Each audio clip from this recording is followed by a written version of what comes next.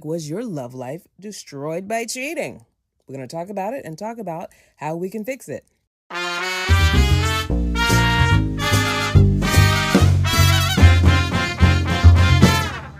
It's the Grown and Liberated Love Club, where we vibe high, heel deep, no pick-me love. No shrinking, shape-shifting, or settling for less. Only divine equal matches. Say it with your chest. It's the Grown and Liberated Love Club. Wanna feel joy, choose peace. So baby, listen up.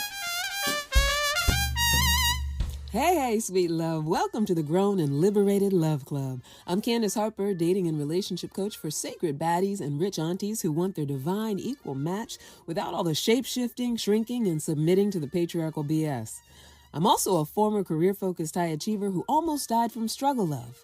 Now, I'm 4 years joyful with the love muffin of my life. And I'm here to guide you to the grown, sexy, emotionally safe love life you actually want too. Each week, I'll be breaking down myths, answering cries for help from clients and social media, and deconstructing love lyrics to help you get your mind right for the love that is your birthright. So listen up, Buttercup. So everybody's talking about Christy and Desmond Scott, two very good-looking and apparently religious-based, as they were Jehovah's Witnesses, according to the grapevine, people whose relationship started when they were in their teens, and now they've grown a full family. I'm assuming they're maybe in their early 30s. I think they have two small kids. And they just built a fabulous house. And the reason I know these things is because I have followed them on social media. I thought they were the cutest couple.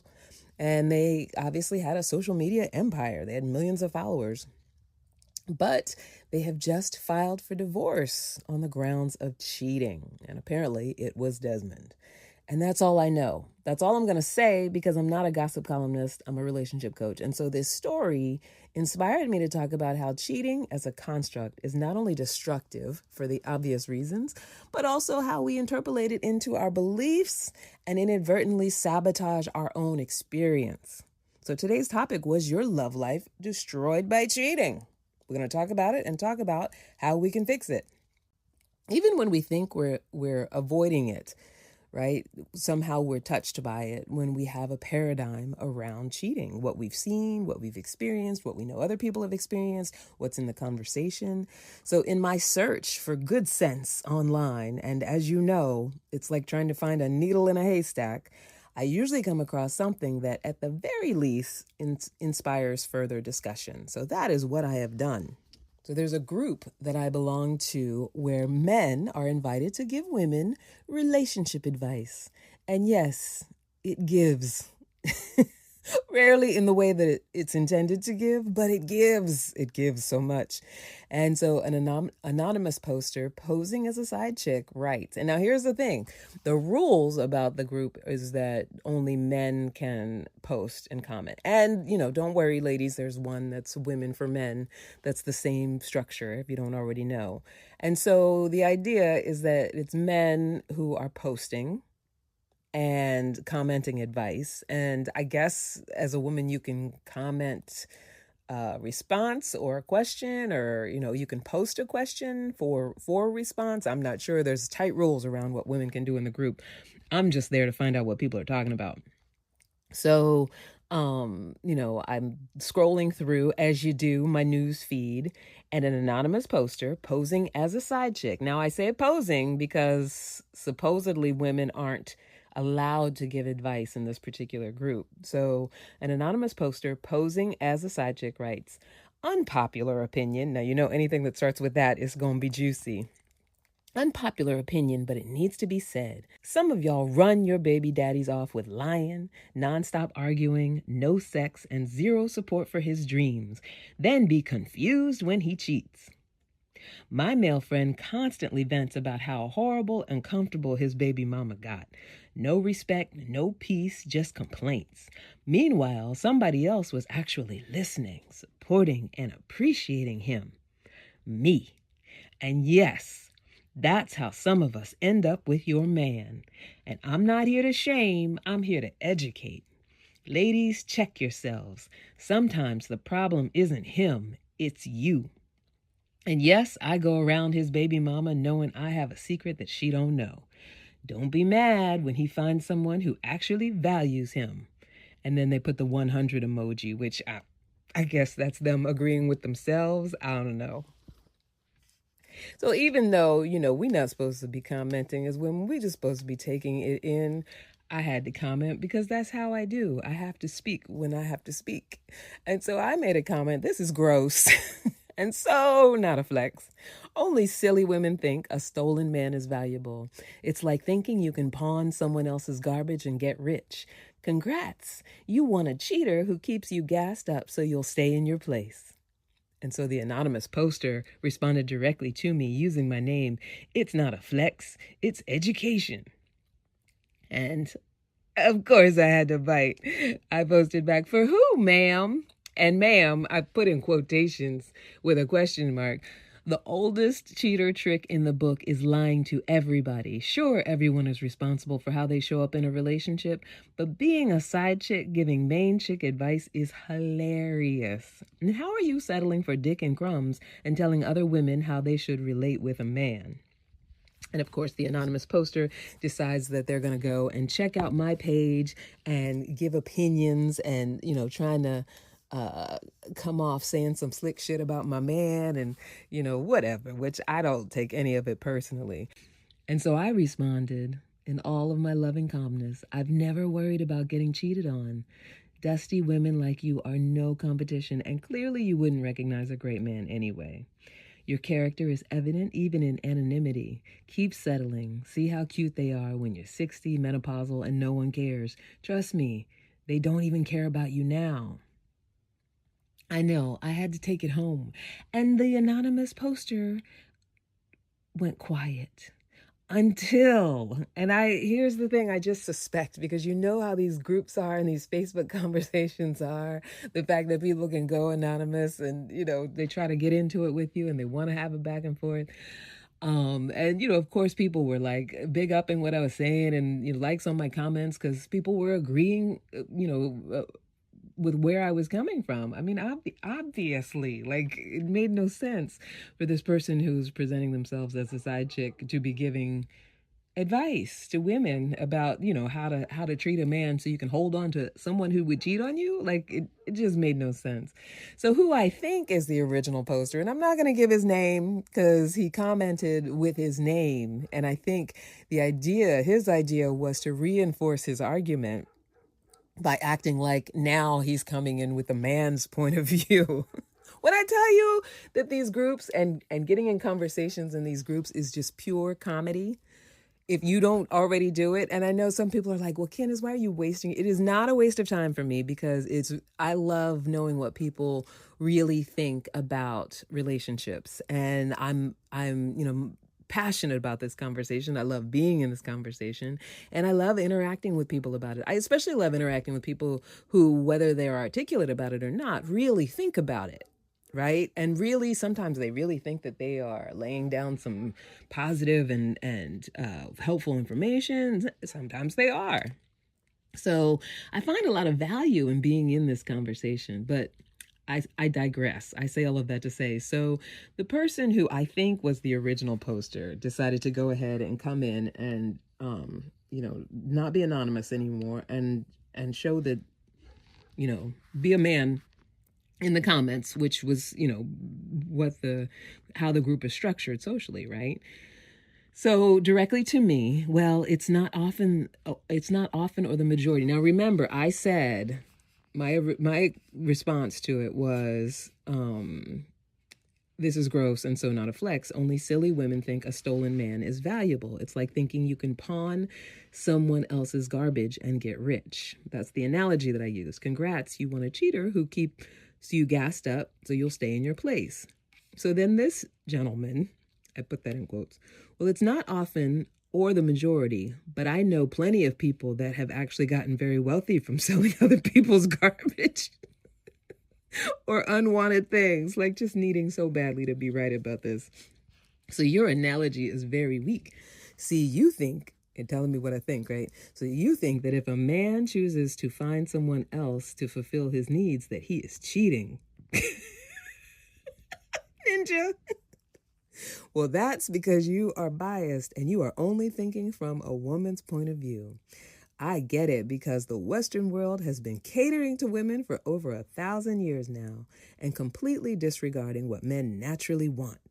But if you can actually argue this with a logical outcome, I will be surprised. Why is it cheating when a man gets sex from someone else, but it's not cheating when a woman finds someone else to fill her needs? What? Such as she needs the lawn cut or something fixed, and her man is not getting off his butt to do it. Why is it not her cheating if she hires another man to do these things?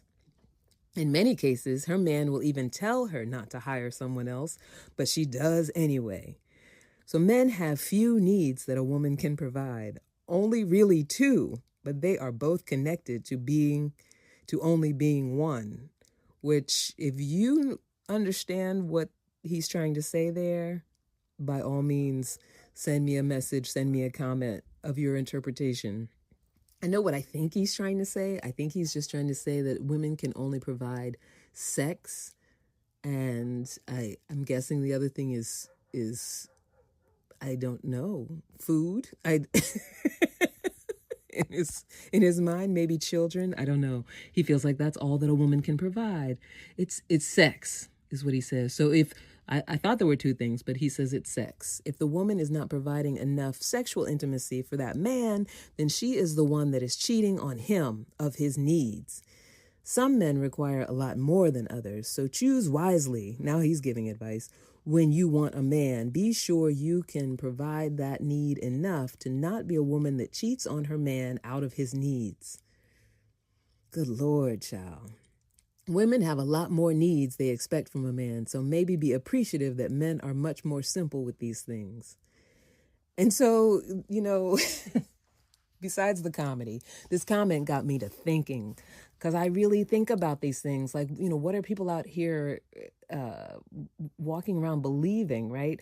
And I wasn't just thinking about his lack of sentence structure, but the fact that so many people are out here dating and procreating and confused about what cheating actually is. So I decided, of course, to clarify cheating for those who can or cannot articulate a description, but actually want to be accurate so that we can stop walking around victimizing each other. And here it is in my response, and then I'll sum it up so you can apply it to making your love life cheater-free.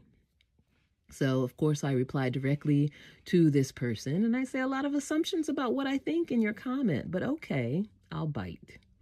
Cheating is when you violate an agreement. It's a violation of trust. I didn't make that up. It's the agreed upon world definition. And so I write, your repairman analogy only applies if a woman lies about hiring one and breaks the agreement that only her man will repair everything, which I don't know why any man would want to agree to that unless he's an expert at fixing everything and bored, but go off. If a man, and in quotations, I put required a lot more, like the words that he used, and makes that known up front, and a woman agrees to be fine with whatever more is, whatever more is, we know it's, having sex with whoever he wants to. They've made an agreement. If she agrees to that, that's their business. But that is not what the original post was talking about at all. Duplicity is toxic, whether you are a man or a woman, and breaking an agreement behind someone's back rather than communicating like an adult and ending one agreement before adding other people to the mix is something that a garbage person would do. Just because the analogy of selling garbage may make you feel triggered doesn't make it weak. Do you have any idea how much work, investment, and time it takes to run a junk resale business that simply pays a living wage? Do you have any idea what it would take for a side chick to take a cheating man and turn him into a faithful, loving partner who keeps his agreements? It's impossible. A man's true character comes from within, period. If you want a woman who will treat you well, be a man who doesn't break his agreements with himself or anyone else. And then I put in quotations, Western world has been catering to women for 1,000 years. That's hilarious. So I'm not sharing this with you to virtue signal that I'm so great. I had to have this conversation with this man because my frustration is just with this lack of understanding that so many, not just men, women too, that so many of us have out here about what cheating actually is and how it gets us in trouble as we're moving through our dating life and trying to develop relationships with people. Now, I know there's some people who have these disempowering, often ignorant paradigms, and it makes no sense to, I'm sitting arguing with this dude online. I doubt I changed his mind or, he's going to think what he wants to think. I really don't care. But like I said, being in a conversation about relationships is something I enjoy, that it's a hobby. I love it. Like I'll do it, even if I wasn't a relationship coach, I'd do it for a poke in the eye. But one thing that I think is really important, whether you like to engage in the conversations or not, is when we're clear about, what a definition is, what a distinction is when it comes to these different things that we're talking about and how we experience relationships, we get to determine our experience of each of these things, right? So if I, let's say, am in a situationship or something that has no commitment, and then that person is with a whole bunch of other people, or I find out that person is with another person, and in my mind, even though we have no commitment, we have a commitment because I want it to be a commitment, I might be traumatized by the feeling of, I thought this was something and you thought it was something else. And now I'm finding out, through whatever means that you've been spending time with someone else. Now, I know it happens all the time, even with those who are articulate, even with those who are knowledgeable and educated. And I know that just from my own, life experiences and friends' experiences and clients' experiences. And the fact that it's constantly in our entertainment and in the zeitgeist of our society and in these conversations.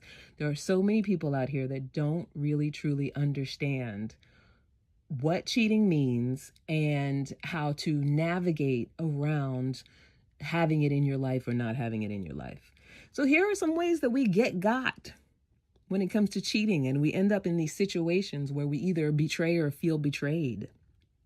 Often we enter into situations with no agreement or just going along with an implied agreement. An implied agreement is we've been dating long enough that I assume that you're only dating me. Now, I know a lot of jaded women are out there like, I don't never assume nothing.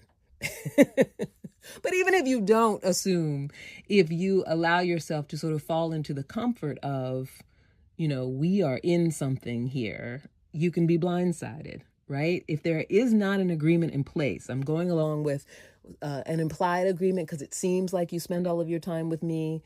And I've been there. I have no judgments. It seems like you spend all your time with me, so we must be together. Or we just haven't had that conversation of exclusivity. We're definitely not married, which, we can have. I'm going to do a whole show about the importance of marriage and, whether a relationship is valid because it does or doesn't have a piece of paper. Because trust me, there's things that people go through with or without that piece of paper. That's a whole nother conversation. But yeah, entering into the situation, no agreement or going along with an implied agreement, you are not being cheated on unless you have a clear agreement. And why is that important? Because you don't want to be a victim of your own imagination. If you have given into an implied agreement, and by implied, I just mean it seems by their actions that you are exclusive and that you're the only person they're dating based on what you're surmising and perceiving. If they are actually dating someone else, I don't care if you're a man or a woman, you are not being cheated on. And I don't say that to take away the pain of it. But when we frame something as, this is something someone's doing to me, and we allow ourselves to be victimized, it's through a figment of our own imagination. And we want to just be aware of that. Doesn't mean it hurts any less. Because if I have told myself that I believe we are in a relationship, while you are telling yourself something different, and you go out and, sleep with someone else or take someone else out on a date, or I, catch you with someone else, catch in quotations, then of course the feelings, the pain is going to be the same. But if I'm not honest and flat with myself, that I did not have the boundary of setting that I need to have a clear agreement. So we know if we're breaking an agreement, you're not cheating. right? And sometimes it can feel so crazy making, and it can make you feel so angry at someone if they are dating other people and you think you're only dating them and you think they're only dating you. But if that hasn't been laid out on the table, that hasn't been agreed upon, you want to be very flat with yourself. You want to be able to understand that not for their sake, for your own sake, that the integrity of a relationship relies on the agreement that you're doing the same thing. Now, that doesn't mean that because you've made that agreement that person would never cheat. A lot of people make that agreement. A lot of people stand up in front of a church and promise to each other, right? And if someone breaks that agreement, they are cheating. And so everything that comes along with cheating, the legalities and the emotional stuff, is then a justification. It's not you sabotaging yourself. Number 2, being unwilling to set and stick with the boundary that cheating is a deal breaker, right? I always talk about this conversation from a reality show that I saw years ago before I was a coach. And even then I knew that what I was watching was ridiculous. And it was, I want to say Lala Anthony, when she used to be married to Carmelo. And they had a conversation about how early on in the relationship that if he cheated or if he wanted to cheat or I forget exactly, and I'm paraphrasing. Basically, she was, as long as I know about it, as long as you tell me about it, basically there was a pass given.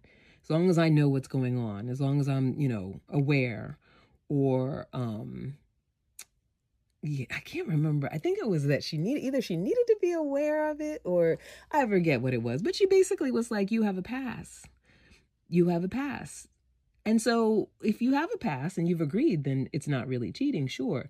But she wasn't coming from a place of being okay with it, right? She just was coming from, if you have to cheat, you have to cheat. And so if you agree to something like that and you're not okay with it, and you can't set the boundary that I'm not okay with cheating, you want to be aware of that. Because this is where partnership comes in. This is a conversation for when the relationship is moving forward. This relationship is not going to go anywhere if cheating is something you think that you're going to want to do. Now, you can't 100% trust if someone says, I'll never cheat on you, because that's a decision that they get to make. That's a choice that they get to make.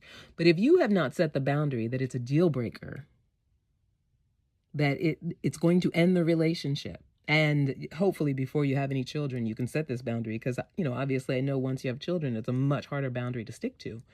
But if you've not set that boundary, you have to know that you've allowed yourself to be a space for a lot of room for failure. And that doesn't mean that you're at fault if somebody does choose to cheat. But you want to be someone who gives their word and sticks to it when it comes to relationships. And that's going to be a big part of what keeps you out of relationships with people who aren't that way. And I know you'll say to me, well, I've been hurt before and I was sticking to my word and I wasn't cheating. But I can almost guarantee it, because we meet our mirrors. There was something within your word to yourself that you compromised on, and it made you a match for somebody who would break their word and break their promise. Right? So if you're in the practice of, I am who I say I am, doing what I say I do, and I keep my word, I'm in integrity with my word, and I can trust myself, right? If you're in that practice, the way you move and the energy you give off, it leaves very little to no room for someone who's not in that practice. That's not to say it's your fault if someone misbehaved in a relationship, but you always want to know that we attract our mirrors. We are a space for exactly who we are.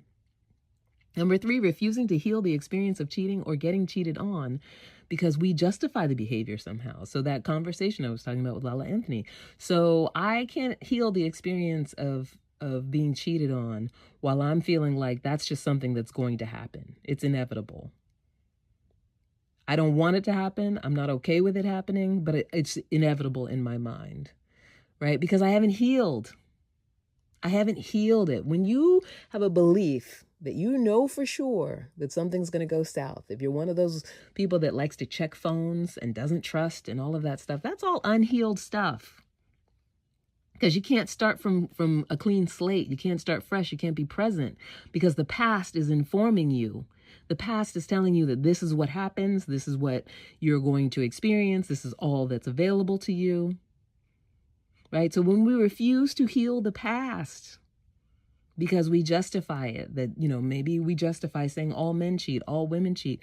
We justify it, if we did it. Well, I did it because I was unhappy. I did it because I wasn't getting my needs met, like the poster from the group.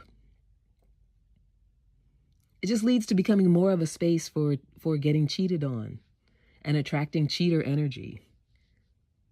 Because we haven't healed that stuff. So we're walking around living like people who live in the paradigm of cheating. And then we get, confirmation of our biases. Everybody cheats. All men cheat. Can't trust a woman. Because that's the energy that we show up with. That's who we are. We're that scar, that open wound of what we've dealt with. And so we invite even more of it. Doesn't mean we're responsible for what other people do. I know I have to keep saying that because, victim blaming is a thing.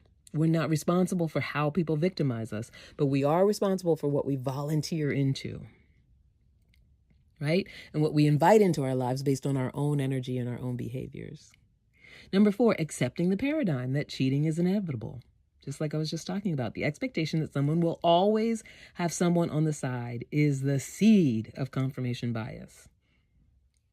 If you expect it, our words create our worlds, our beliefs, our thoughts. If you expect it and you behave like you expect it, you manifest it. You didn't do it. You're not responsible for doing it, but you want to get out of that world. Part of the reason that people toggle in and out of their dating life so much and toggle in and out of, wanting love, not, being in a relationship, not wanting to be in a relationship is because of these kinds of beliefs and paradigms that have you stuck thinking that, well, I'm damned if I do, I'm damned if I don't. But just like with anything else in your life, at some point you have to say, I cannot fail. I will not fail because what I want is available to me. And if you have a successful career, if you've ever built a business, if you've ever done something that no one else in your family ever did, you know that whatever it is that you endeavor, including a relationship with someone else, takes the belief that you cannot fail and that what you want is available to you. There is no such thing as perfection unless you think of perfection in terms of what you need at the time. Everyone that we encounter is an exact mirror of who we are. And so everyone that we encounter is perfect for exactly where we are at the time. The lessons that we need to learn, the growth that needs to happen, right? So it's that willingness to heal the old beliefs, the old paradigms that says that cheating is inevitable, abuse is inevitable, being with someone who you cannot trust is inevitable. Because we don't want to manifest that in our relationships. We don't want to manifest it in our dating life. And then be frustrated that, that the dating pool is a cesspool. Number 5, trusting that your inner guide, your intuition and self-knowing won't ever have you blindsided if your priority is being present, healed, and tuned in. So that's why that healing is so important. Being able to start fresh from a clean slate. Being able to be present, being able to go forth and know that what you want is available to you. So have you been betrayed in the past, or are you avoiding your love life because you're afraid it will only lead to the pain of adultery, to the pain of cheating, the pain of being blindsided or surprised? Do you want to be able to experience a healthy, joyful love life without worrying about being betrayed, used, or staying hyper vigilant? I can tell you it is very, very possible. And if your answer is yes to that, it's time to apply to join the Grown and Liberated Love Club. CandiceHarperLoveCoach.com/grown-liberated-love. And I love you so much, my sweetheart. Now we're going to take a little break, and I'll be right back with Girl, What You Going Through?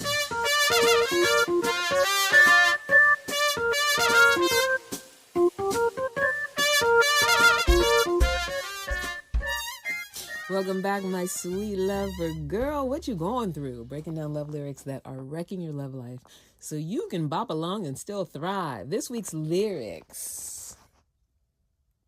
Queen Bey, honey. And this is a perfect song just, for today's topic. I feel like I just wanted to stick to the theme. To the left, to the left.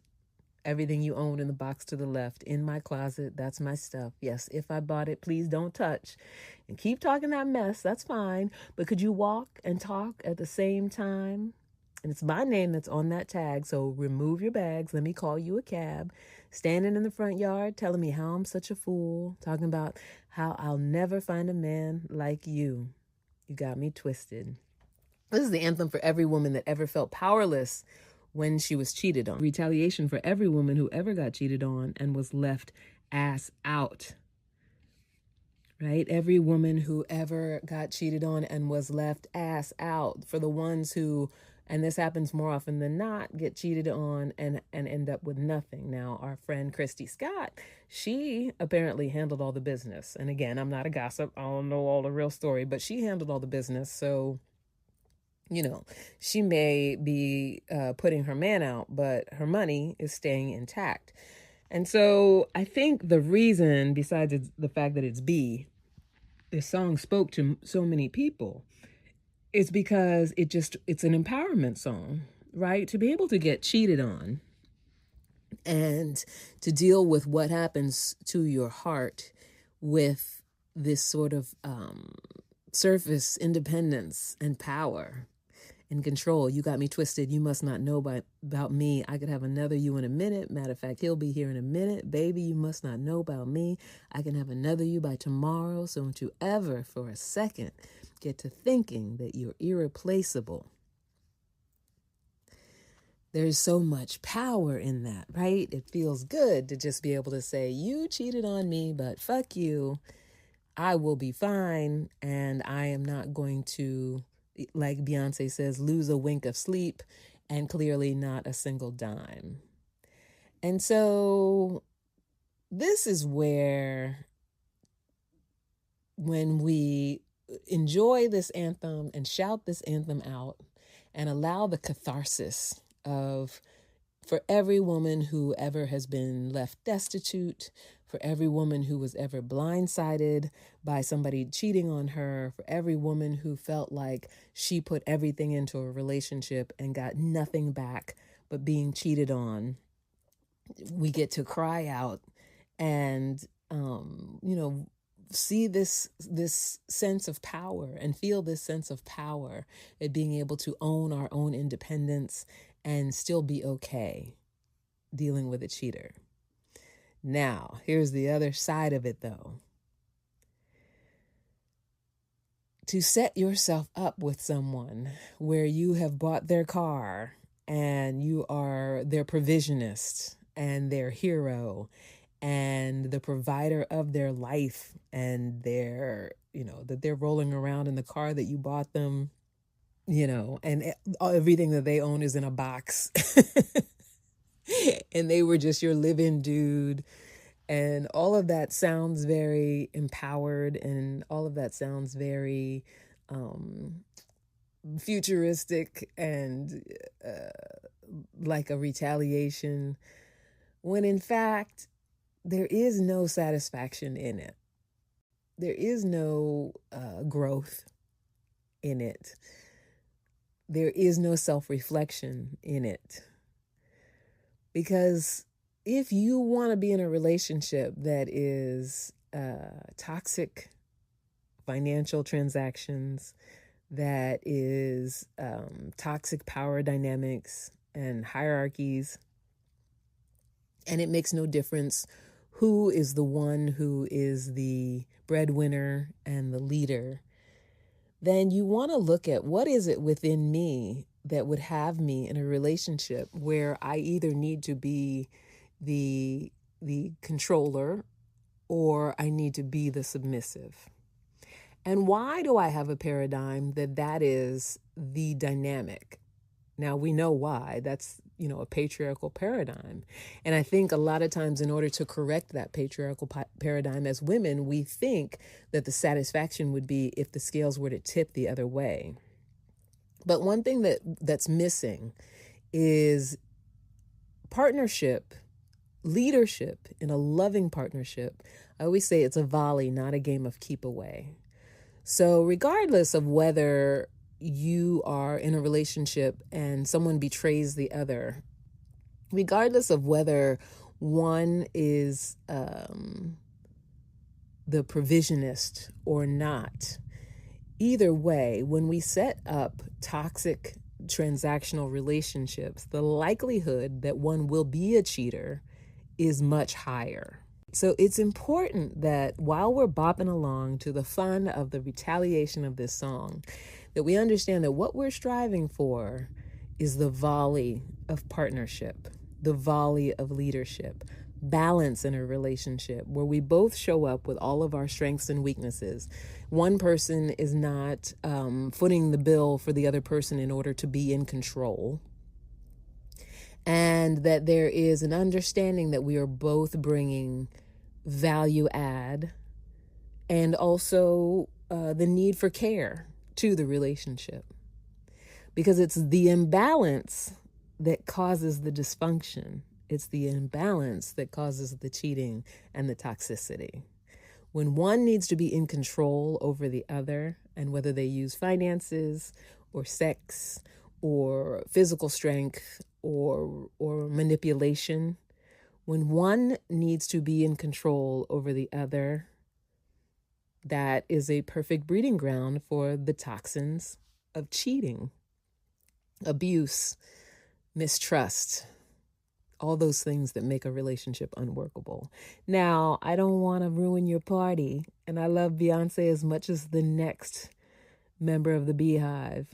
But, like I always say, I want you to be able to bop along without the dysfunction. I want you to still be able to thrive in your relationships. So the aspiration is not to become that patriarchal symbol of control that we've been under as women, become what we loathe. The aspiration is that we find health and balance and loving relationships. And that's it, my sweetheart. I love you so much. You've been listening to the Grown and Liberated Love Club. Subscribe, share, and never take relationship advice from joyless people. You're not unlovable. You're just unmatched for now. I love you so much, my sweetheart.